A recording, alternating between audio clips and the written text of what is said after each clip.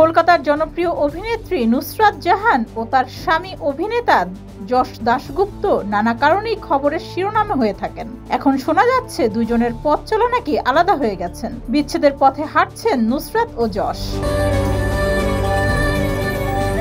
ছবি, video, post সব আগের মতোই রয়েছে যশ নুসরাতের ইনস্টাগ্রাম পেজে। শুধু ফলোয়িং তালিকাতে আর দেখা যাচ্ছে না একে অপরকে। যদিও অনেকে মনে করছেন এটা যশ ও নুসরাতের কোনো পাবলিসিটি স্টান্ট।